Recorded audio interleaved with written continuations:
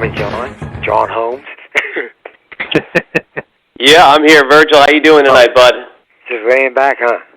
Yeah, just hanging out, man. This is great. We appreciate you, syncing up. We put you in one of those buckets that we have. We call it the bucket list. So it's really awesome to have you on tonight. Ain't that some shit?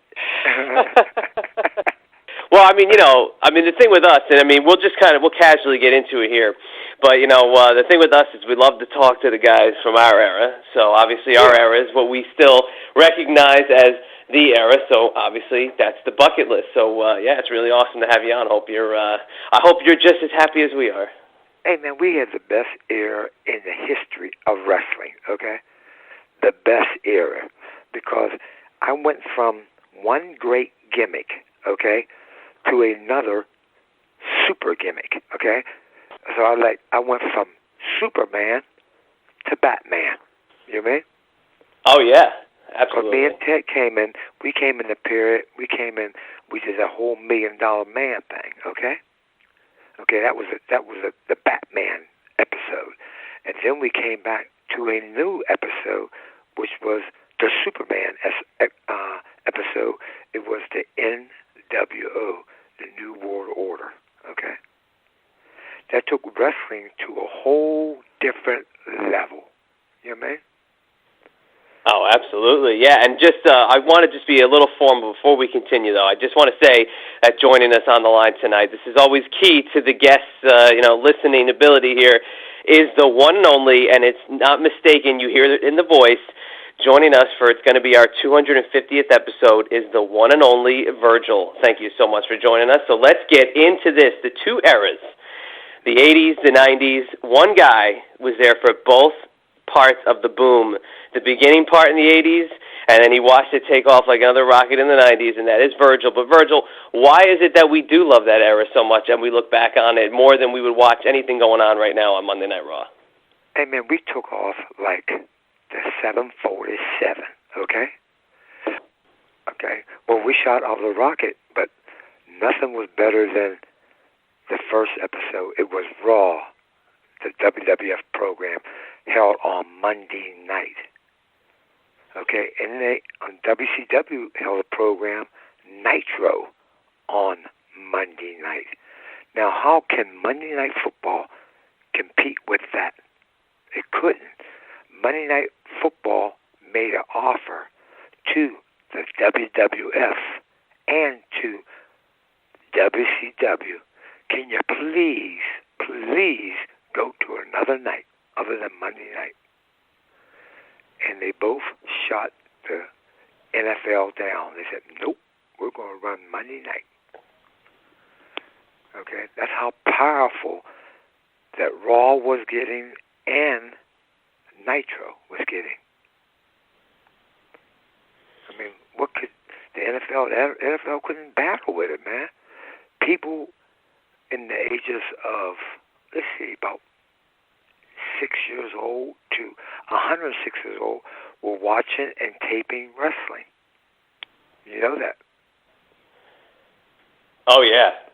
Taping it, watching it over and over again, and still, like I said, watching it over and over again. We love it. We can't get enough of it, but it's something that we grew up with everybody. We watched everybody come from Vince's TV over to WCW, and then by the time everybody hit WCW, wrestling was cool again. So the good guys were the villains were cool, but I think Virgil kind of always fit right in the middle. Virgil or Vincent, he was always in the middle of the cool storylines, what was going on. But when you did make that jump, let's just start with the NWO. What was going through your head when you showed up on Monday Nitro for the first time? Hey, when I remember, it was Hulk. It was Hulk's action. Hulk was the main man in WCW, okay? He brought all the characters in, okay? He brought Ted and myself in. We were like number 5th and 6th. No, let me take that back. We were number 4th and 5th coming in because Hulk was number 1, okay? Nash was number 2. Hall was number 3. Ted DiBiase was number 4. I was number 5, and X-Pac was number 6. Okay? made a whole change to the whole WCW program. We brought a thing in called the New World Order on Nitro. People were going cuckoo off of it. They were going cuckoo for Cocoa Puffs off of it. You know what I mean? Oh, yeah. Right or wrong. Okay, we brought a whole new thing in wrestling, just like we brought to the WCW, and it was called the New World Order. We took one of their greatest stars they had there. Remember Sting? Am I correct? We had Sting hanging in the rafters, like he was like an eagle flying high over the whole program, checking out the whole program. You know what I mean? And Sting was one of the big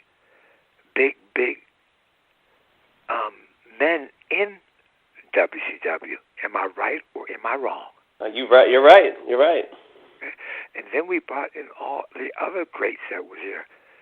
The legendary Ric Flair. Okay. We brought our announcers came in. The announcers came from the WWF to WCW.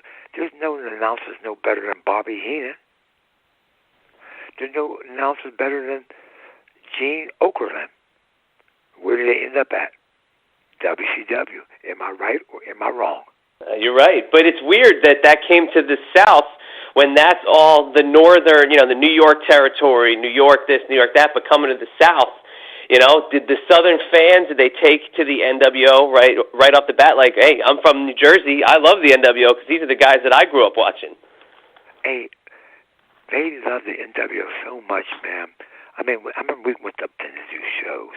They ate it up. We went to Halifax, Nova Scotia to do shows. Guess what? They chewed it up and swallowed it like it was the hottest hot sausage you ever ate in your life.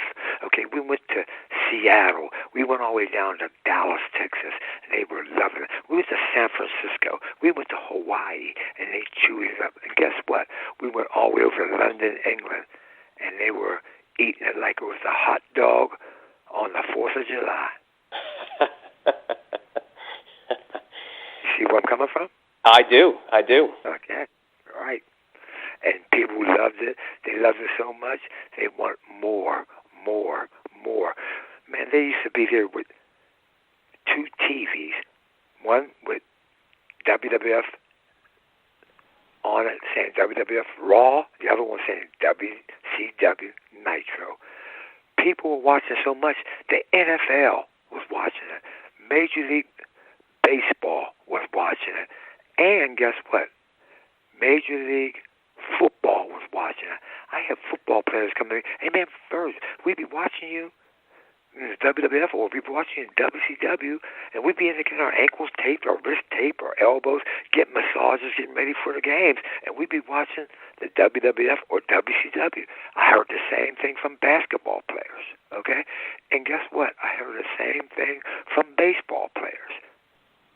Unbelievable. It's unbelievable. When you put that shirt on, that black and white shirt, I mean, it's like it transformed everybody. The shirt that for us, okay, like the top 6, like Hogan, Hall, Nash, Ted, myself, X-Pac, man, we put that shirt on.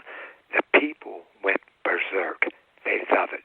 But still today, when that shirt's on, say if I wear that shirt, I'm going through an airport, or I got a sweatshirt with the NWO on, and you're going through an airport, you're walking down the street, and guys be like peeping on the shirt saying, yo, New World Order. Oh, shit, yeah, man. You mind if I get a picture with you, man?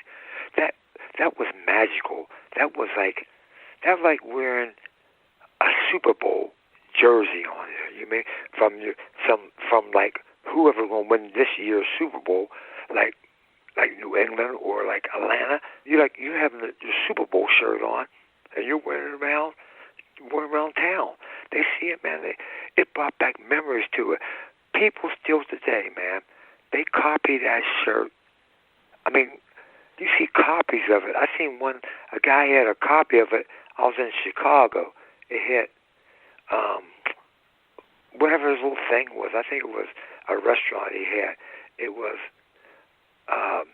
really good food. It was RGF. And it looked just like the NWO shirt. It was in black and white, but it said R really GF. It was, RGF. It was really good food, okay? But it looked like the NWO shirt. You see where I'm coming from? Yeah. Yeah. And everyone tried to just steal the patterns. And we used to do the too sweet thing with the fingers up, the two index fingers down and the two outer fingers up like that, and your finger wrapping with the finger that's down, your thumb is wrapping onto it. People do that, man. We were like the Bruno Mars going on stage, you know what I mean?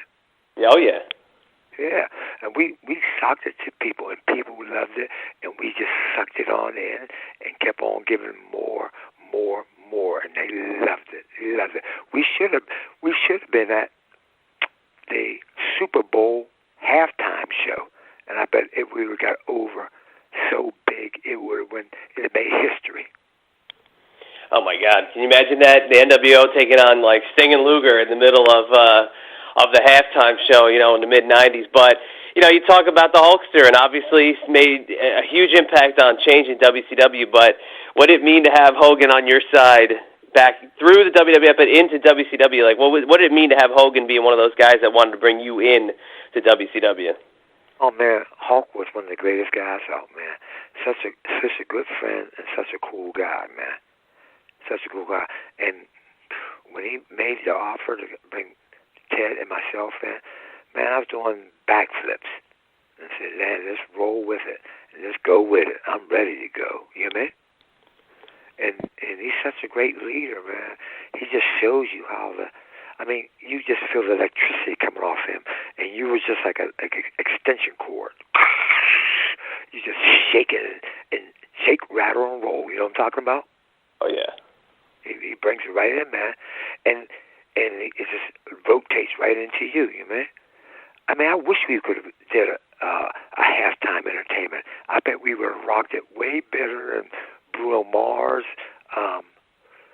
What's the other one's name? They're out of England. I'm trying to think. There's one group out of England. Well, let's say the other group, the Beatles. Okay, we would have been just like the Beatles.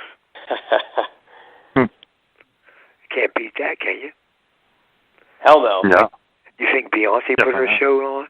That's the NWO. We would have put a show on, and we would have had 150,000 people, or 115,000, whatever they're stating the seat, and about 300 million worldwide saying New World Order. Too sweet for life. You see where I'm coming from? Oh, yeah. Mm-hmm. And they would have been loving us. People wouldn't even know. Little kids would have been still in the mama's womb, would have been saying, coming out, the first word they would have said, it wouldn't have been goo-goo or mommy or dada. It would have been NWO. That is it. Not New World Baby, New World Order. You see where we're coming? Yes. We brought a whole different line. I bet they were like high school and junior high students and even grade school students were coming up doing the NWO signs in school. You know what I mean? We made a big difference. Not only to from parents, all the way down to kids coming up from kindergarten, the first grade, second grade, third grade, fourth grade, fifth grade, sixth grade, all the way to high school, all the way to college. We should have been the teachers in the game because we taught them. We taught them in Raw, and we taught them in WCW. And obviously, with the NWO, you made a transition from the WWF to WCW. You were Virgil, the Bodyguard. Then you were Vincent, the head of NWO security. And obviously, you said Bischoff and Hogan, they bring you in. But what was it like? Was it an adjustment period going from WWF to WCW at that point and kind of being, becoming the quote-unquote Vincent? The name Virgil was trademarked by the WWF or WWE, okay? The name Vincent was in with WCW. So why not? You keep on rolling, man. Keep on going. It's just like being traded from the Pittsburgh Steelers, okay, to New York Giants, okay, or being traded from New York Giants to San Francisco 49ers, okay. You got to keep on, just pick up the sticks and keep on moving. You know what I mean? You got to keep on rolling. What are you supposed to do? Lay back and break your tears down and cry? It's being like traded from Team A to Team B. You know what I'm talking about? Yes. You got still. Did you mind Did you mind not wrestling as often? I mean, you wrestled Starrcade '97, obviously in World War III, and sporadically here and there. But did you mind kind of that bodyguard role, not wrestling as often? I mean, it made no difference, man. Like you're really learning everything, all the aspects of everything in there, man. So when you do get in the ring, you're ready to rumble in the jungle. You know what I'm talking about? Because just many people dislike you by being the bodyguard as you can be in the ring, okay? And you can put a stern look on these people's faces and look at them, and you can bring the real nastiness out of them. You can make them say words that they didn't mean to say. It just came out their mouth. You know what I mean? You know what I'm talking about? Mm-hmm. They can look at you and say, "Oh, I hate that mother," but deep inside them, they say, "Man, I really kind of like him a little bit. He got that thing about him." You know what I mean? So I know how to rock a crowd, man, and I could do it in WWF, and then when I came to WCW, it was just even more than just rocking a whole different way. And when you rock them a different way, they come out a different way. I mean, we were down like in different towns that the WWF didn't go to. Okay, we went to all them towns with WCW. Okay, they already had a lock-in all over Virginia, North Carolina, South Carolina, Florida. Okay, but now we're taking them to a whole different. There's different action. We're going to the state of Washington, the state of California, okay, the state of Arizona, the state of Nevada, the state of Montana, okay? We're going to a whole new level now. And even going to the state of Texas, you know? We were in Houston, Texas, Dallas, Texas, and we put the NWO fans up. And, man, you ought to see the Dallas Cowboys down there. When we went down there, man, they were like not the hook'em horns no more. It's just two sweet signs. You know what I'm talking about? Yeah. So you see, Definitely. we made a big difference. We made a big difference in Dallas Cowboys. You know what I mean? The American team. Okay. Or the NWO should be called the American Dream. See where I'm at? Mm-hmm. Yeah. Speaking of the American Dream, though, you know, the Virgil character, obviously they say is, you know, Virgil Runnels, like Dusty Rhodes' real name. Is that the truth? Is that where the Virgil character spawned from? Is it from Virgil Runnels? Hey, man, I didn't know where the character came from originally, and I didn't care. Okay, when you got a character to portray, a character to be, you be that character, and you be the best of your ability to be that character, okay? And by doing that, you don't care where it came from, okay? You got to do it your best, okay? And you got to make that character rock the world. And it rocked, you mean? And every time you came and did a character, you do it better and better and better and better, where you're the top professional in your sport. That's where I look at it. And you were involved in a lot of main events. Obviously, Ted was in a couple of main events. You were in there with Andre, you know, in their corner. Was that kind of a huge deal to you to be a part of like a SummerSlam main event and be in Ted's corner for WrestleMania and Andre's corner and so on and so forth? Hey, I loved it. Man, I was made to be main event, okay? I was made to be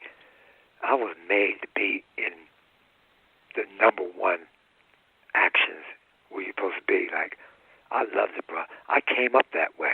You mean? So why not be in main events? Why not be the number one head knockers everywhere? You know what I'm talking about? to open up the show or to close the show, okay? I like more closing the show when you come out and you sell out Wembley Stadium in London, England, or you sell out Madison Square Garden in New York, or you sell out the Miami Arena in Miami, Florida, or you sell out New Orleans, the Superdome. That's what gets bigger than that.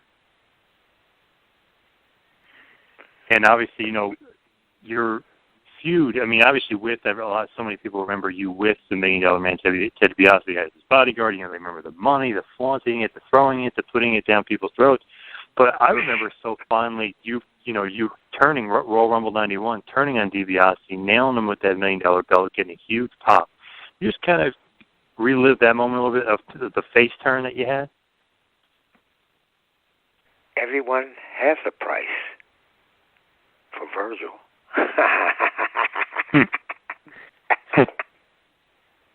You know what I mean? I mean, I loved it because we built it up so good, man, so right. I mean, it was a building of 7 years, you know, man. Yeah, and that turn in the Royal Rumble 91, the crowd remembers it so much. I mean, the $1 million belt and the feud over the $1 million belt, that was just such a great, memorable moment. I mean, I still today can go to New York, and first team people run into me and say, hey, they come over to me, I can be eating in a restaurant in New York. No way. No. It can't be. Holy shit, it's him. Hey, brother, I still remember you 20 years later. Okay, that's 1991, okay? Okay, 20 years would have been, what, 2011? That's 20 years, right?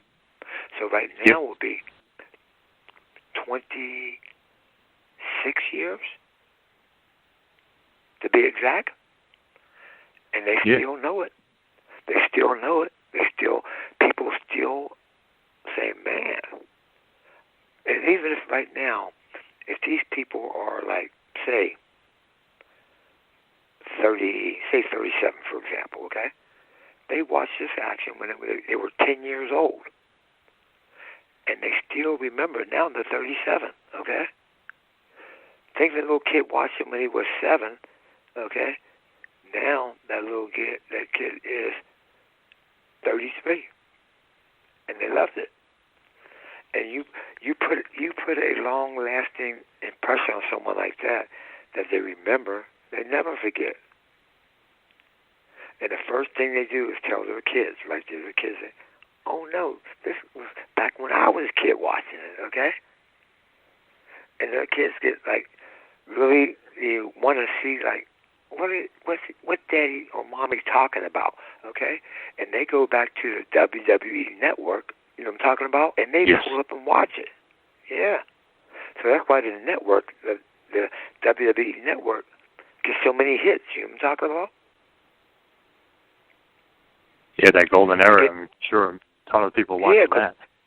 They want to watch the golden era of wrestling. Because that was the best golden era where you had WCW going at WWF. Okay? I mean, that was a strong thing.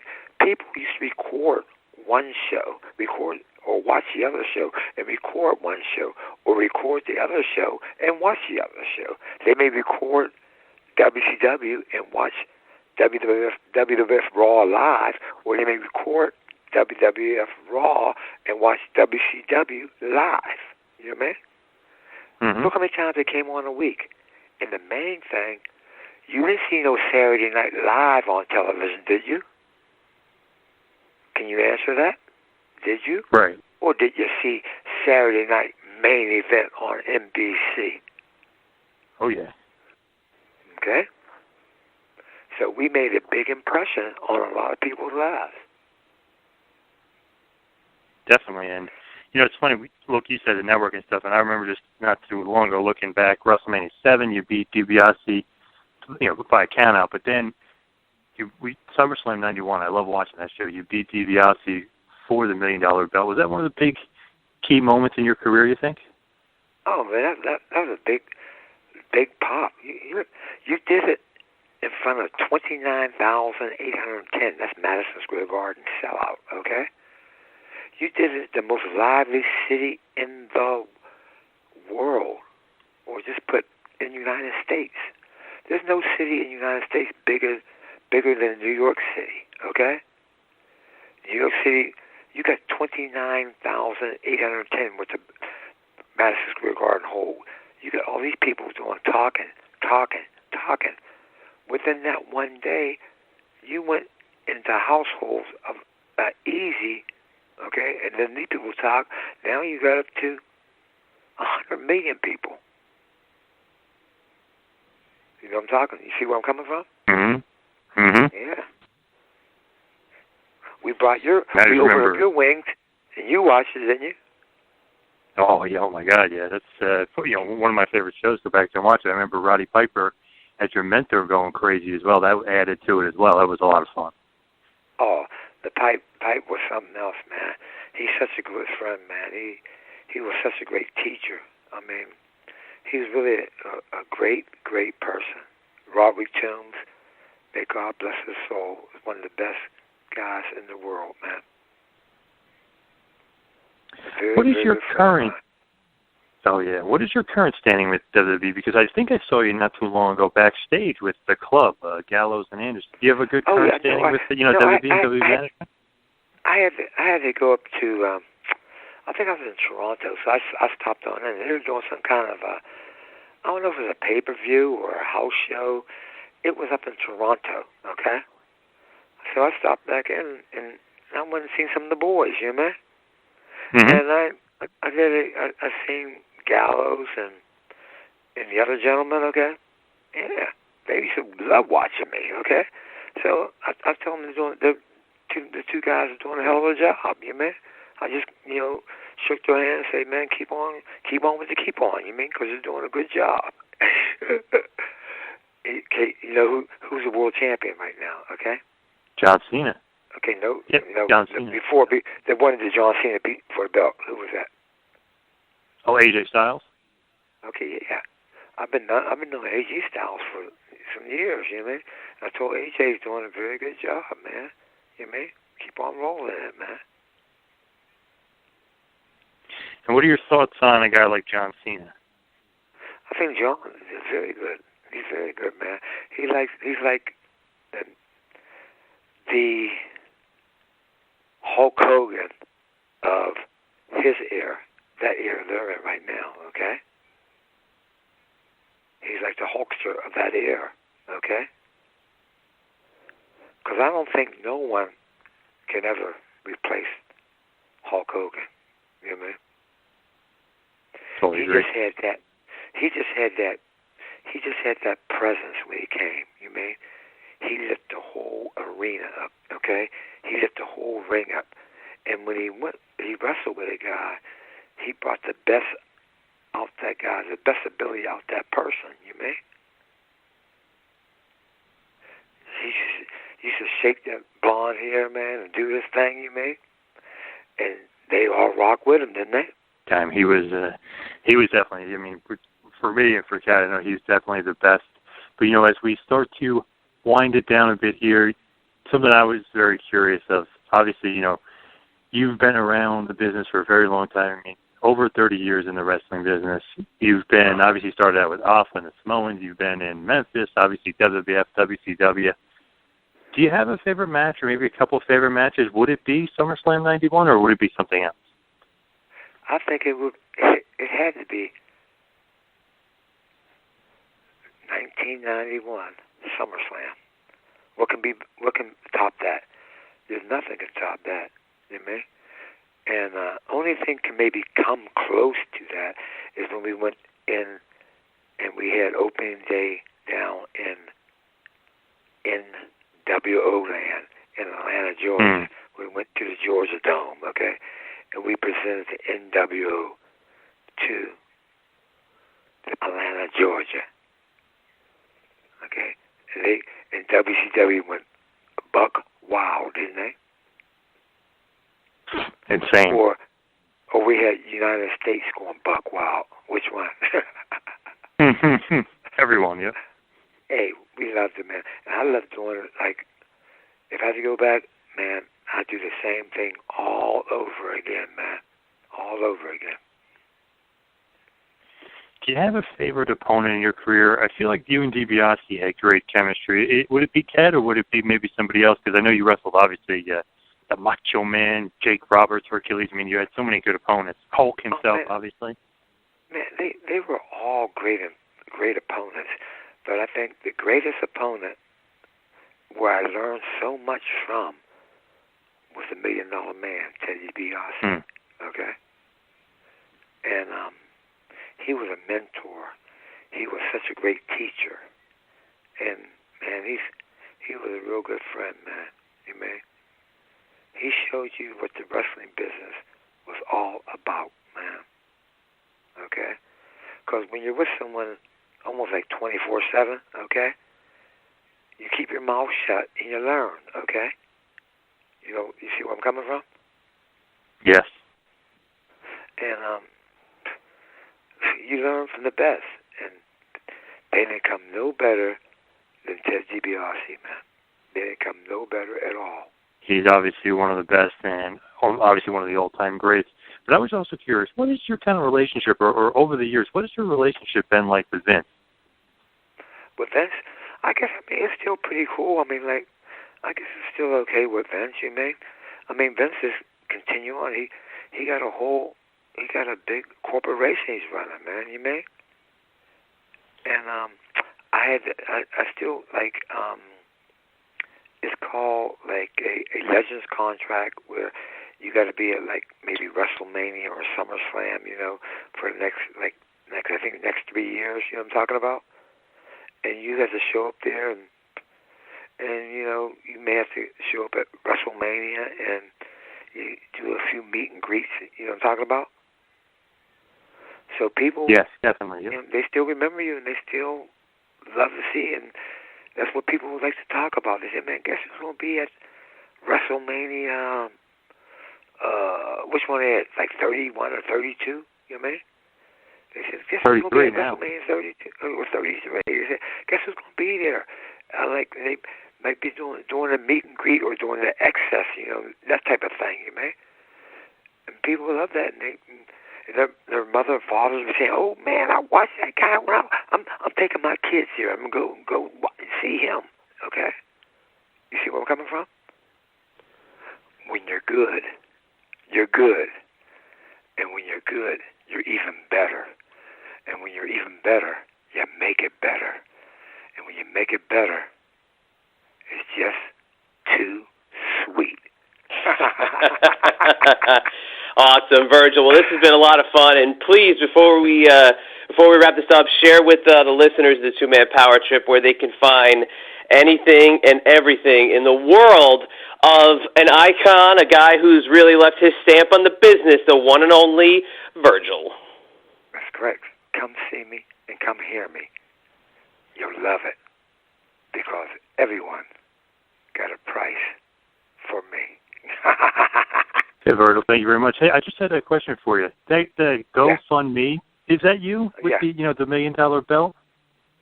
Yeah. Or, you want to become the $1 million man? Is that you? Yeah, it's me. What is that all about? That's so funny. Oh, no, my agents made that. I got 2 agents up in Toronto, and they made that. You mean? So we give that out to, like, there are different charities up there. You mean? Oh, okay. I'm a pretty smooth guy. I'm a pretty smooth guy. Right. I'm down on the real side. You mean? So what kind of money do you get off of that? You send it to, like, different charities, like maybe Make-A-Wish and something like that. You know what I'm talking about? Mm-hmm. Because when you do something good, something even comes back better for you. Now, is that you making up those awesome catchphrases? You know, like the fuck money and the meat sauce, and like, you know, you like being the Olive Garden hustler and stuff like that. I go over a lot of them. I have an agent up in Toronto, and he sends me, like, and I look at him and say, man, yes, this is cool. This is good. Cool. All right, cool. I've had Olive Garden today, man, and a couple guys come to work in here and say, holy shit, no way. Meat sauce mafia's here, man.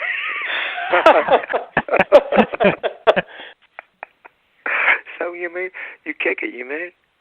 I mean, it's all like good, wholesome stuff, you mean?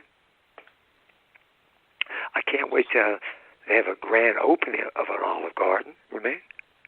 They may want to bring me into a grand opening. They say they may have one like in San Francisco or Chicago. Well, I'd love to see a grand opening of an Olive Garden in New York City, you mean? Or Miami, or New Orleans, or San Francisco, or Honolulu, Hawaii, right?